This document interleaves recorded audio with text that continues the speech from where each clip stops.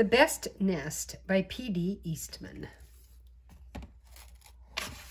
The Best Nest. Mr. Bird was happy. He was so happy he had to sing. This was Mr. Bird's song.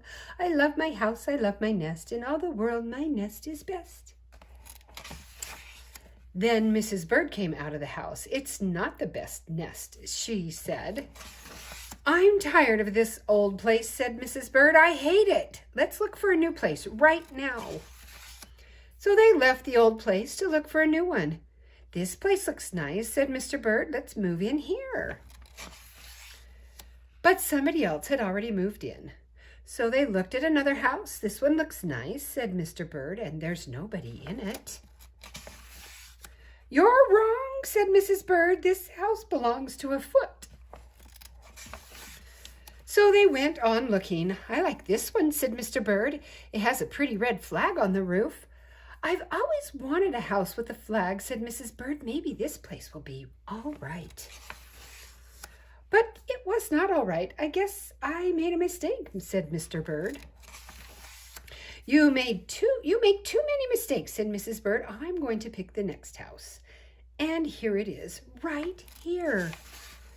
They flew in. They looked around. Isn't it too big? Asked Mr. Bird. I like this place, said Mrs. Bird. This is the place to build our nest. They went right to work. They needed many things to build their nest. First, they got some hay.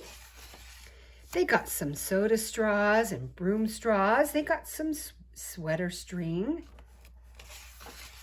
They got some stocking string and mattress stuffing. They got some horsehair. They got some man hair.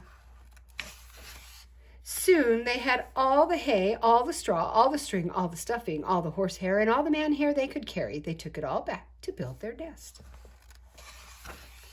Mr. and Mrs. Bird worked very hard. It took them the rest of the morning to finish their nest. This nest is really the best, said Mrs. Bird. I want to stay here forever. Mr. Bird was very happy, too. He flew to the top of his house. He sang his song again. I love our house. I love our nest. In all the world, our nest is best. He was so busy singing, he didn't even see Mr. Parker coming. Every day at 12 o'clock, Mr. Parker came to the church. Mr. Parker came to pull a rope. The rope went up to the bird's new nest. The rope rang the big bell right under Mrs. Bird's nest. Wrong, wrong, wrong. Mrs. Bird got out of there as fast as she could. Wrong, wrong, wrong. When Mr. Bird came in, all he could see was a mess of hay and string and stuffing and horsehair and man hair and straws. Where was Mrs. Bird? I will look for her until I find her, said Mr. Bird. He looked high, he looked low, he looked everywhere for Mrs. Bird. He looked down into a chimney, but Mrs. Bird wasn't there. He looked down into a water barrel, but Mrs. Bird wasn't there. Then he saw a big fat cat. There was a big fat smile on the fat cat's face. There was some pretty brown feathers near the fat cat's mouth. Oh, Mr. Bird began to cry. Oh dear, he cried. This big fat cat has eaten Mrs. Bird. Mr. Bird flew off. I'll never see Mrs. Bird again, he cried.